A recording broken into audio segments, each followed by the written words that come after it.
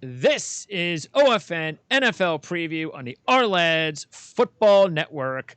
He's Mark Lawrence, playbook.com. I'm Greg DePalma, and we are getting ready for week 2 in the NFL.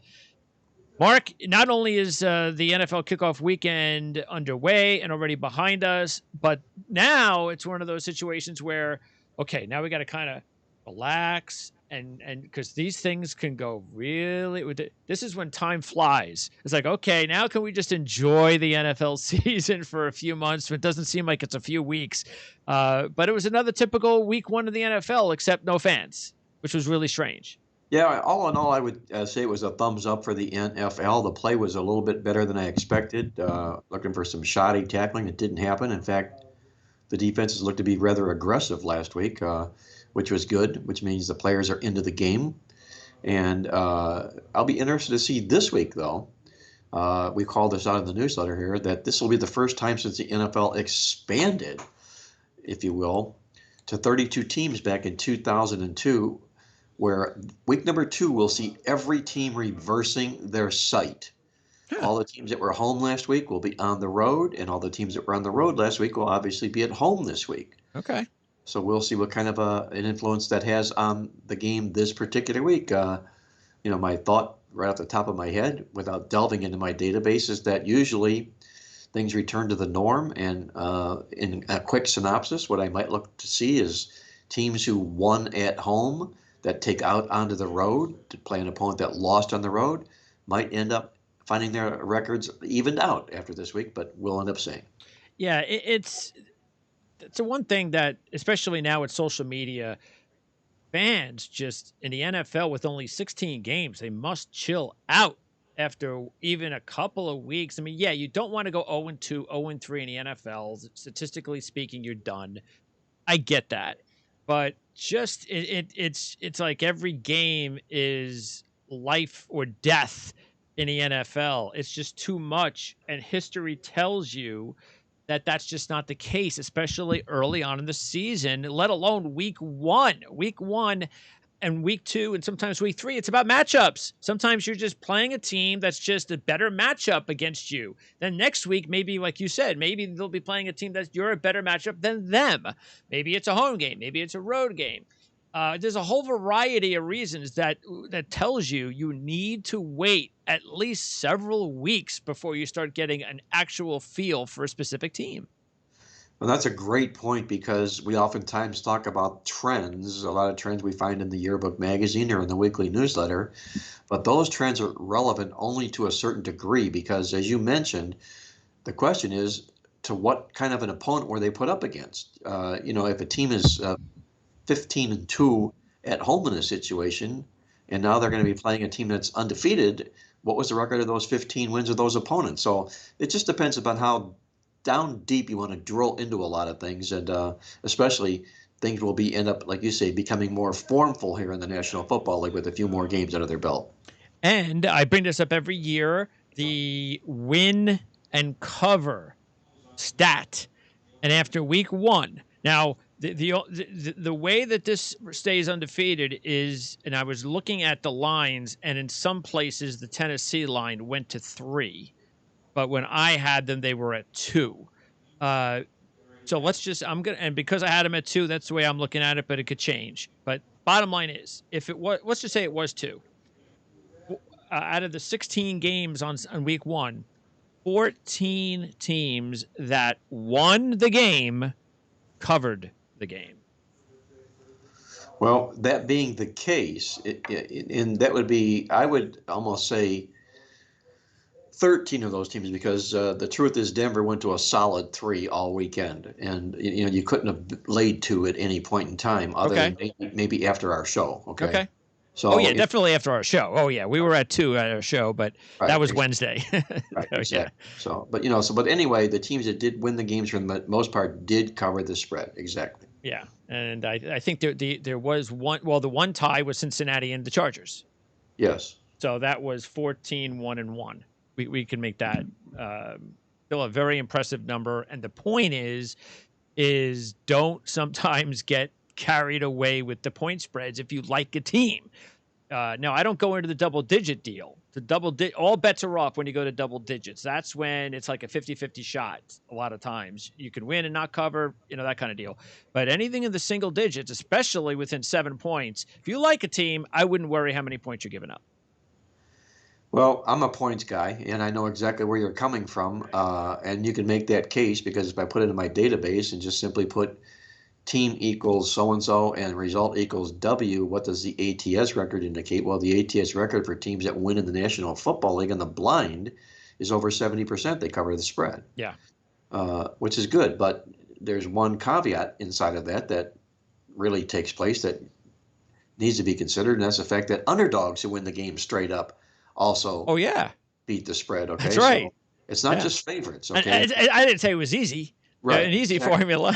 Exactly. Yeah, it's just the stat that's accurate. Okay, so let's talk now. The Thursday night game this week is Cincinnati and Cleveland.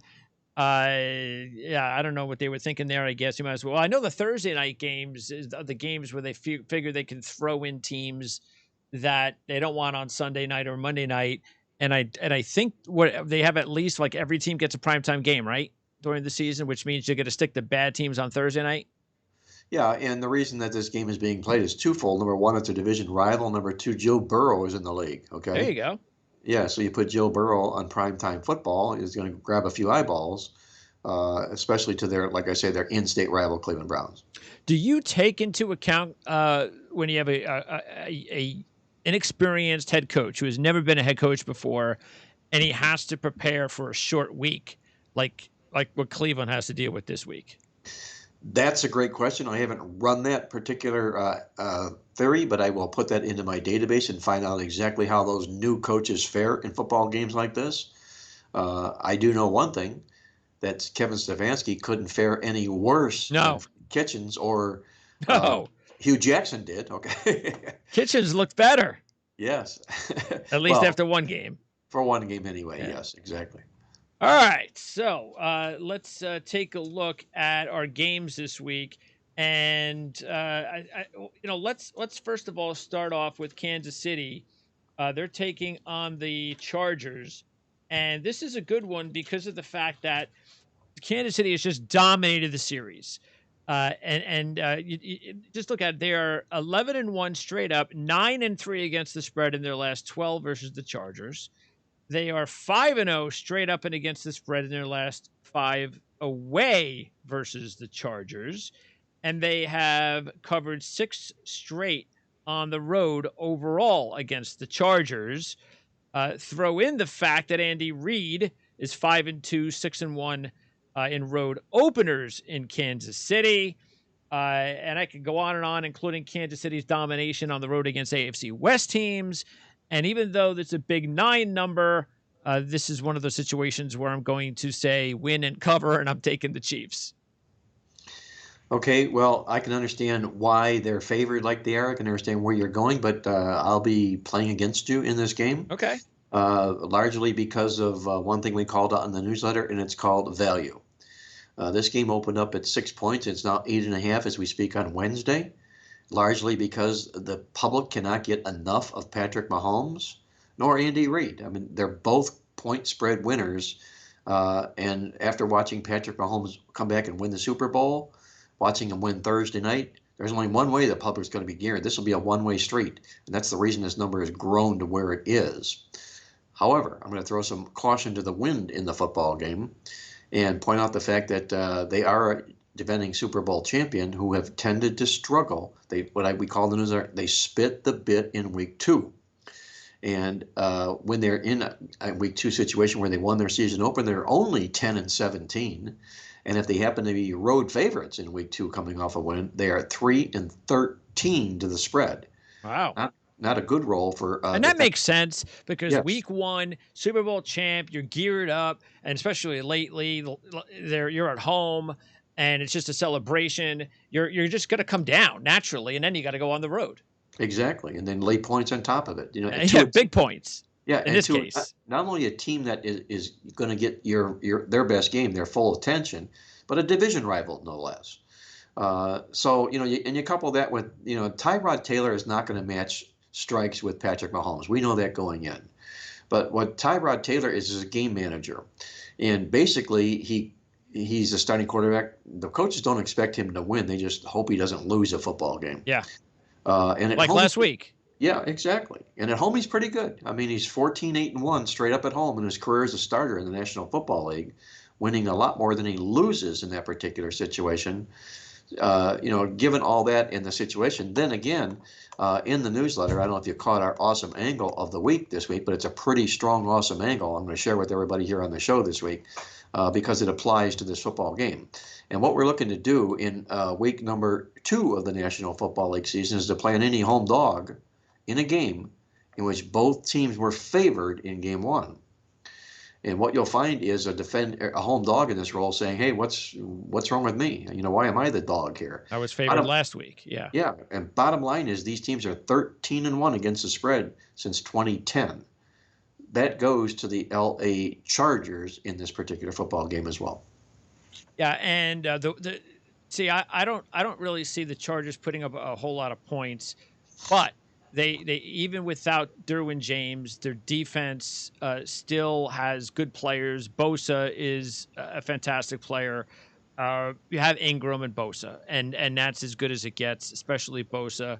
But this is also one of those situations where, at least for the Chargers side, we just don't know a whole lot about what we got last week, because what I knew the problem with Cincinnati was going to be certainly looked like the problem, and that is their offensive line. It's just not very good.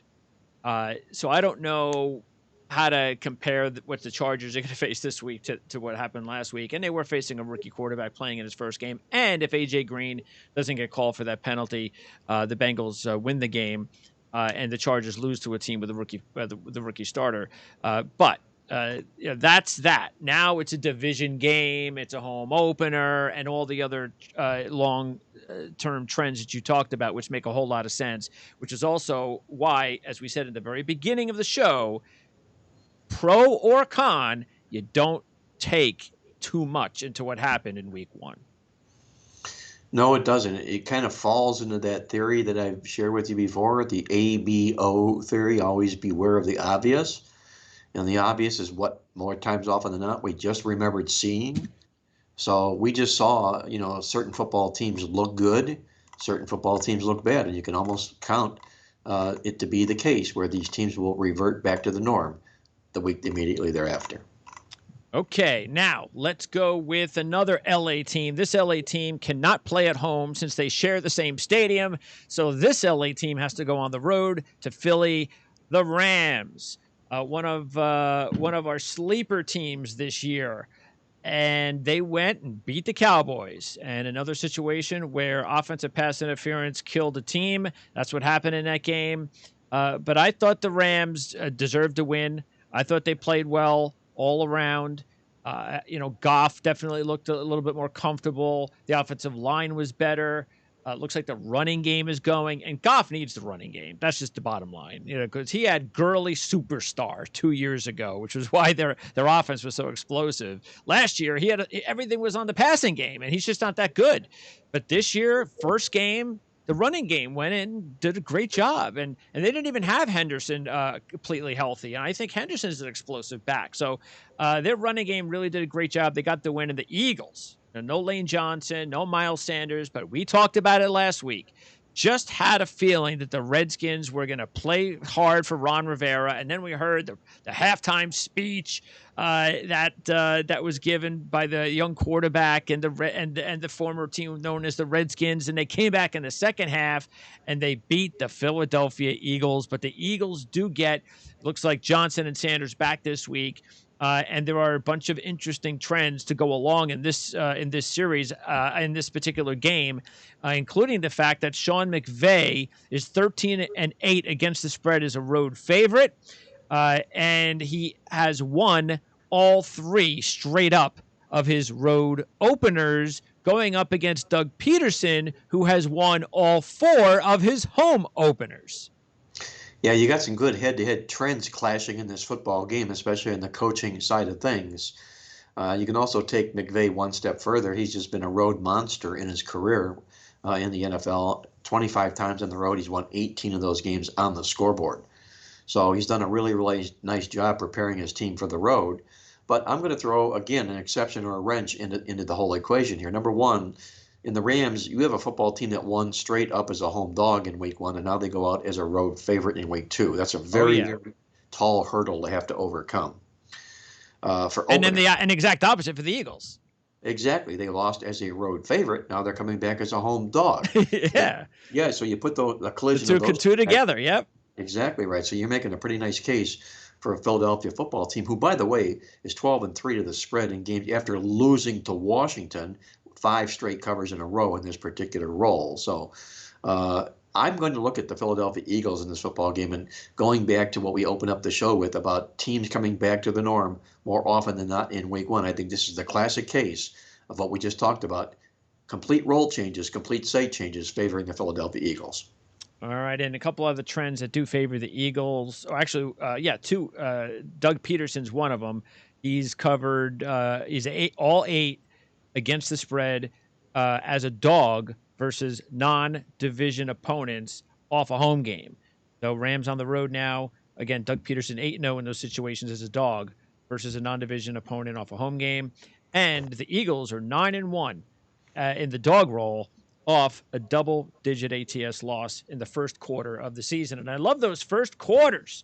So that's also something, if you take a look at this Playbook magazine here, and you go in here, and there's just so much information you can grab here. And one is right here. You see, break it down into quarters, 1, 2, 3, and 4. That's first 4 games, 8, 12, and 16. And there are interesting trends based on quarters of the season.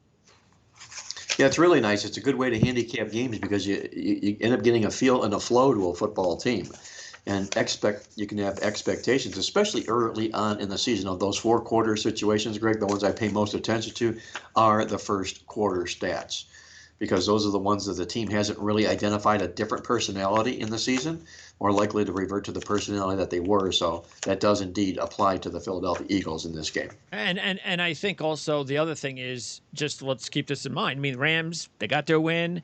They're on the road now, cross country. They're taking on an Eagle team that is desperate for a win.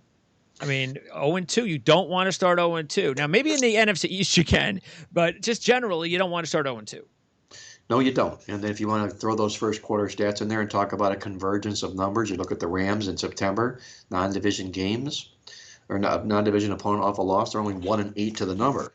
So the Rams have a tough time overcoming that as well. So bottom line is you've got a lot of good stats on Philadelphia against the Rams in what I think is an ideal scheduling situation. Okay, now speaking of the team that upset the Eagles, Ron Rivera and Washington will travel to Arizona. And Arizona, we talked about them as a live dog last week, and they came through big time. That was actually my top pick winner of the week last week. So they came through not only covering, but winning the game outright. But this is a different situation. Arizona, 0-3, straight up and against the spread in their last 3 as a home favorite. And that includes a 2018 loss to the Washington Redskins. They lost that game 24-6 as a 2-point home favorite. So as you see, those things switch. Now, on the other side for Washington, they have covered 3 straight games following a win as a home dog. It's a 7-point number. I had to go back. I was looking through the playbook. I had to go back, and I had to go back several years to find out when the last time Arizona was such a heavy home favorite. That was 2016. And as favorites of 6 or more at home, 0-2 against the spread in the last 2 under that situation, keeping in mind that they haven't been in that situation since 2016. So it just tells you that a team that has had a lot of losing, like Arizona, they're not used to being in this situation where you're at home, even though there won't be any fans, but you're supposed to win. You're coming off a big upset win. Now, all of a sudden, you were freewheeling it the week before as the dog. Now you got some pressure on you as the big home favorite. And I kind of like Washington in the points. I'm with you in this game, Greg, as well. You know, you've got 2 teams that are off big, straight-up underdog wins, and one of them comes back as a touchdown favorite the next game, that's going to point me immediately to start making a case for the underdog again. And you're talking about a Washington football team that when they are an underdog coming off a win, and they're taking on an NFC opponent that's also off a win, they're 14-2 to the spread in this particular role. What I really like about this Washington team that we can no longer refer to as the R-Skins. Actually, we can refer to them whatever way we want to refer to them. I understand. But I'm calling them the WTFs. Oh, I like that. WFTs. What the? What the WFTs, the Washington or the WFTs, and that's what they're going to be this year. The teams are going to be playing this team, and they're going to be saying, "What the heck happened right here?" Bottom line here is this team, I believe, is going to be fully focused for Ron Rivera this football season. We saw it in this game last week when at halftime, this team was down 17-0, okay, and scored 27 unanswered points. And Ron Rivera himself was the key cog in that. Not only did Dwayne Haskins make a strong halftime speech, a motivating speech to get his team back into this football game, but Ron Rivera did his part too. In the fourth quarter of last week's game, he could well have kicked a game-tying field goal, but elected to go for fourth down and converted and won the football game. That's a confidence builder for a football team like this. Now they're going to take out onto the road knowing that they just took down Philadelphia, and they're going to dress up with this Rodney Dangerfield underdog role again, saying, WFT, we're the dog here again. I like the role here. I like Arizona to come down, and I like Washington to stay right where they were last week. Yeah, and Rivera was criticized earlier in his coaching career in Carolina as a defensive coach for not being aggressive. He many times early in his coaching career, 4th and 1, key spot, gonna punt. Ball's at the 37. I'm not gonna kick a field goal. I'm not gonna go over. I'm gonna punt. We're gonna pin him. And that was something that changed over the last few years in Carolina. He learned that I need to be aggressive. I need to give my team a chance, prove that I believe in them. And this is why when you have young coaches, these are the sort of details we talk about that you have to learn. You have to learn to do things that are uncharacteristic of yourself and do things that you normally wouldn't think that you would do. And that just takes experience. And Ron Rivera has proven that he can make those types of changes over his career for the better. Unquestionably. He's been there. He's done that before. I think he has a big, huge experience edge over Cliff Kingsbury in this football game, obviously.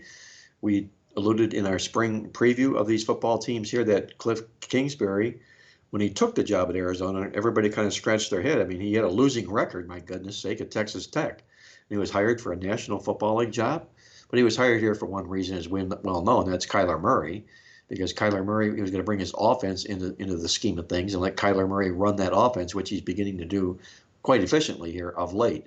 But the bottom line, when it comes down to X's and O's and coaches, I think Ron Rivera has the edge in this football game. Okay. By the way, and with San Francisco losing the game and with Richard Sherman going on IR for several weeks, it is, wait a second, is it the Super Bowl loser trend that we're already seeing? They've already lost one game, and they were a favorite, and their players are starting to get banged up. So, I don't know. It's only one game. I'm sure they'll get healthy this week playing the Jets. But, hey, for sure it's time to panic in San Francisco if you end up losing this week. Unquestionably, and it's not going to be a walk in the park for San Francisco this week here either. We've got a real nice article in our newsletter this week telling us all about why the defending Super Bowl champion will likely lose this week. Whoa. Yes, likely lose this week. And a lot of it has to do with the role that they're in, going out as a non-division road favorite after losing the Super Bowl. These teams can't find the forest for the trees. And this team might be questioning themselves after last week as well. Now, in the Jets, I personally feel that the loss of Le'Veon Bell is a plus for this football team. Might be. Yeah, I mean, he's a cancer in the locker room. People get sick and tired of his excuses. And, there's a reason that he's had spats with every coach that he's ever played under. Okay. Sure. He's a reefer guy. and you can't tell reefer people what to do. And that's the case here with Le'Veon Bell. And I think the bottom line, again, I keep using that phrase, the bottom line, but I think this We football can team, we can change the name of the show if you like. we could call it the bottom line. But the Jets, I think, are going to be a better football team without him, because I think, honestly, that they're going to feel better in the locker room without his presence in that locker room. Well, I don't think they're going to do much in the running game with Gore, but the guy to keep an eye on is if they can get the kid Pirine back healthy, because I Yep. think if they can get him healthy, he could really energize the running game. He looked really good in practices. You know, he's an underrated back from the University of Florida. Keep an eye on him if he gets an opportunity to play either this week or next week while Bell's out, because Gore is only going to give you so much, and it's all about Sam Darnold. I mean, Sam Darnold looked so bad last week, but it's 1 week, and this is what we talk about. It's 1 week. They played the Bills. It's like one of the best teams in the league now. The defense is fantastic. I mean, it's going to happen. It's a matchup. It's a bad matchup situation. And look, if I wasn't a Jet fan, which I am, I would probably tell you that this is also one of those situations where the team is being trashed so much in New York this week. All the fans, all the media trashing this team. And you know what happens when that happens? A lot of times, because these professional athletes, they're very prideful. They hear the noise, and they want to prove to everybody that you're wrong. Stop trashing on us. That it's a tricky spot for the 49ers. You know, throw one other awesome stat on top of this whole pile, and you look at what San Francisco doesn't do well, and that's lay points against losing teams. They're just Yes. 13-1 to the spread. Yep. You know, playing down to the level, oftentimes San Francisco does in this role. Now, are they going to play down to their level this week? That's probably not going to factor in psychologically because of the loss they come off of, but they still have struggled against teams with losing records when laying points. So it applies. And another reason why we will be fading these defending Super Bowl losers. And by the way, the time to take the Jets is actually the combination they're in right now. Gase is 11-6-1 against the spread as a home dog as a coach, and the Jets are 12-4 against the spread in their last 16 as home dogs of 3 or more points. So this is the time, because the Jets are not a very good spread team. This is when they are at their best. Okay, now let's get to the best division spread matchup of the week. Detroit, Green Bay. Packers favorite by 6. Detroit blows a 3-score lead in the fourth quarter to Mitch Trubisky and the Bears. And Swift drops the touchdown right in his hands at the end of the game. And you would be thinking, okay, just like I said with the Jets, okay, I'm sure Detroit, they're just hammering this team. I'm sure. I mean, I would imagine that they're getting hammered. And everybody's glorifying the Packers, and they killed Minnesota, and oh, Aaron Rodgers, we forgot about the Packers in 13 games. How could we forget how great they are? How can they only be favored by 6 against the Lions? Well, the Lions have beaten the Packers 4 out of the last 6 times, and they've covered 6 straight games.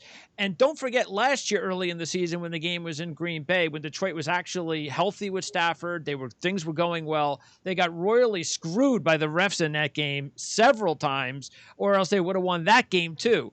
So this is just a matchup. For whatever reason, the last few years, Detroit owns Green Bay.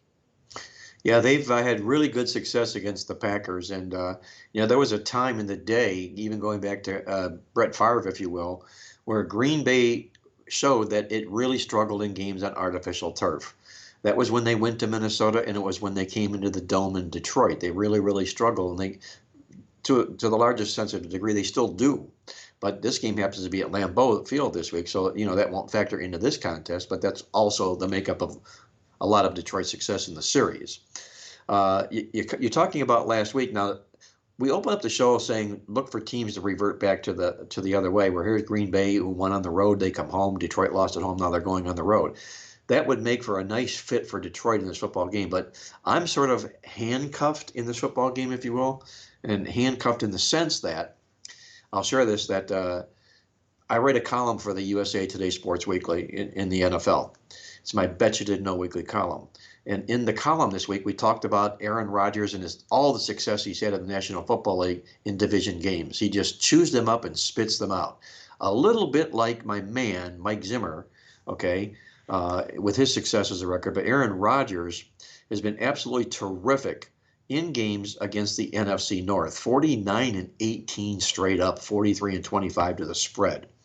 Uh, so, there we are laying out all the stats and the facts for Aaron Rodgers. It's very, very difficult for me to say, go bet Detroit in a situation like this. Now, what I'm not going to do is, it's called the insurance card. We talked about it a little bit last week, where sometimes when you like a side and some other information comes along to the other side, you don't jump ship, number one. And number two, maybe you use the other side for insurance to keep you out of the football game.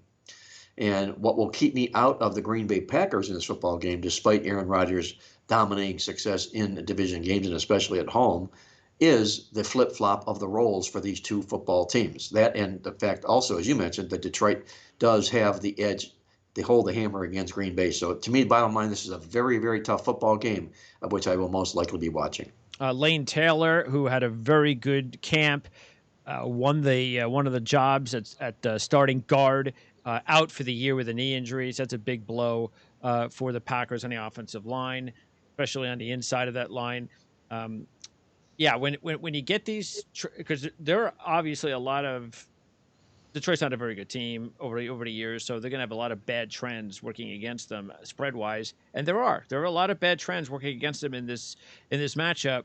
But I'm one of those people, where I guess one of those handicappers, that if I have a lot of bad things going on for one team, but that team has that head-to-head matchup working for them really strongly, I take that head-for-head meaning a lot more than all the other trends that work against them. I'm just one of those guys that feel that way.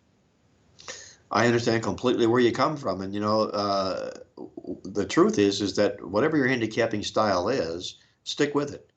Don't be influenced by other thoughts or factors and then back off of or suddenly start changing. That's it, because you could be chasing. Exactly right. So just stay with who you brought to the dance, okay? And that applies in football handicapping as well. Okay, last couple of games, Jacksonville and Tennessee. Big win for Jacksonville. This was actually one of my two upsets of the week, the one that came up victorious. That's because Jacksonville had a good history against the Colts in Jacksonville, and they once again beat the Colts in Jacksonville. Now they have to take on Tennessee on the road. Not as good. Under Doug Marrone, the Tennessee Titans are 5-1 straight up and against the spread versus the Jags, but it is a big number. And Tennessee's coming off a Monday night game. They're only 2-10 against the spread after a Monday night game. So there are some things that actually have me thinking that maybe this could be a closer game than the point spread. But then we go back to what I said in the open about winning and covering. So I don't know. I mean, is Jacksonville for real? I doubt it. That's probably one of those games. The matchup went really well for them. They're still not going to win more than 4 or 5 games, and I doubt very seriously this is going to be another win. I think they could well end up doing just that this week here. But in Tennessee, you've got a football team here that really struggled on Monday night. They did come back to pull out a win in the late stages of the football game, and largely because of a large brain fart by Vic Fangio in the late stages of the football game, when he had 3 timeouts and failed to use any of them. Yeah. On a game-ending drive by Tennessee. My goodness, I had Denver as a big play in the game, and had they allowed Tennessee to score a touchdown that game, I would have been absolutely livid. But they did get the win. They didn't get the cover, but nonetheless, they do return home here. But Tennessee has really struggled in games after playing on Monday nights. They're just 2-10 to the spread the very following game, and I'm still not a convinced Ryan Tannehill fan. I think he's a serviceable quarterback, maybe a little more athletic than other backup quarterbacks, but he's starting to get priced accordingly because of the success they met with in the playoffs last year. On the other side of the field is a quarterback that gets little to no respect. That's Gardner Minshew, who had a fabulous football game last week. You complete 19 out of 20 passes for 3 touchdowns and 0 interceptions, and he still stays under the radar in a football game like that. So, maybe he's carrying that chip on his shoulder, that disrespect chip on his shoulder in this football game here as well. I think this is too many points for Tennessee to be laying. I think this is a name and reputation type football game. And you have to remember, most of all, Greg, this is a division contest. and you're going to get the best effort from the underdog in division games. A few other things. Tennessee's dealing with injuries. They got some injuries in the secondary. Jackson, of course, is on IR. Vic Beasley, their linebacker, free agent prize linebacker, wasn't active last week. Who knows if he's going to be active and ready to go this week? And they've got to make sure that Gostkowski can kick some field goals and extra points. That really, and they got to close drives is really what they got to do. I mean, they had like 3 drives that were long, and they should have punched it in and scored touchdowns and not let the kicker determine their fate, and they almost lost. Now, I think I actually think it's kind of funny. The announcer says, well, Gostkowski's got a chance to be a hero, actually, after all of this. Hero? They wouldn't even been in this spot if it wasn't for him. Who cares if he kicked the ball? I mean, let the players look. They know they got their locker room thing going, and I understand why they're happy for their teammate. But on the outside, even Gostkowski, just because he hit that field goal at the end of the game, he was no hero. I mean, come on, he's lucky he's still on the team. Well, what in truth should have been said is he has a chance to dig himself out of the grave that he created. Yes, and that's literally all he did. And I was a little bit surprised in the sense that that Mike Vrabel didn't go for the throat, knowing that you were going to leave it up to Gostkowski again to kick a field goal to win the ball game after that could have come back to haunt him.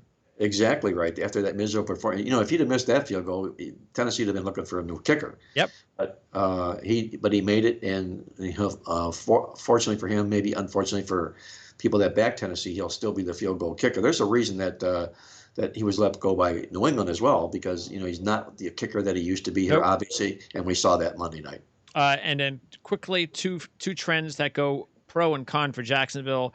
They're 1-8 against the spread in their last 9 off a straight-up dog win, but they're 14-4 against the spread as division dogs of 8 or more points. And Doug Marrone is 3-0 against the spread in road openers. Okay, now let's go with the other team in the division, the Indianapolis Colts, taking on Minnesota, an early season big one. One of these teams will be 0-2, unless they'll both be 1-1. But one of these teams is going to come out of the gates with 2 losses, playoff aspirations just last week. Zimmer, we talked a lot about how what kind of a positive spread coach he is. Things didn't go well for him in week 1. But I think even by the time we talked last Wednesday, Danielle Hunter was not on IR. I mean, I was surprised that I knew he was injured, but I didn't think that he was going to be out for a while. But he's out for a while, and the Ngakoue signing now basically is just a replacement. Instead of it being you got Hunter and Ngakoue on the field at the same time, now it's like, okay, you get one guy that is taking over for another guy, but the guy taking over for the other guy hasn't been there before. So it's still a negative when you think about it from Minnesota. They got a young secondary. So is it a surprise they got lit up? Phillip Rivers passed for almost 370 yards last week. I could see him passing all over Minnesota again this week. That means it's up to Kirk Cousins. I mean, Kirk Cousins looked terrible last week. Kirk Cousins has got to step it up in this game. The Colts are 9-1 against the spread in their last 10 in the first of back-to-back home games. They're also 13-2 against the spread in their last 15 following a straight-up favorite loss.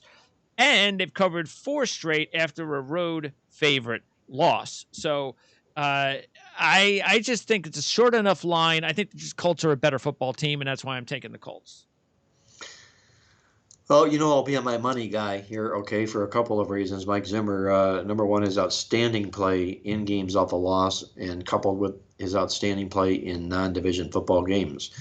We alluded to the fact that Nate Davis from the USA Today called out that teams who lose their first game of the season only make the playoffs 24% of the time.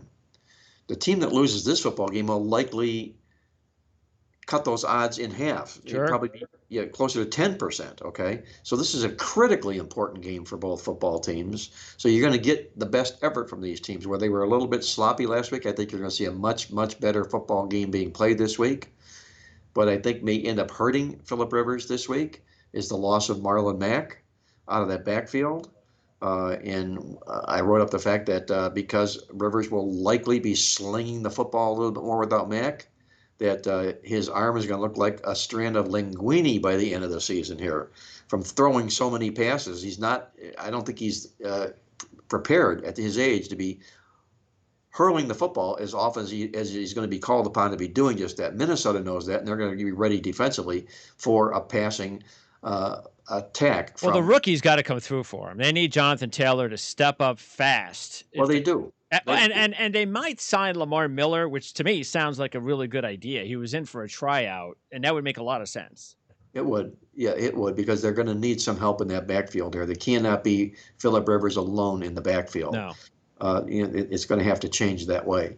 But as I was alluding to in Mike Zimmer, in this situation that he's in, he's been absolutely outstanding in his career. 19-3-1 to the spread off a loss, taking on a non-division opponent. And when he's been in those games favored, he's a perfect 9-0 to the spread in these particular football games. Now, I know you're going to get a good effort from the Colts here because of the loss that they had, and they honestly did dominate in the stats in that football game.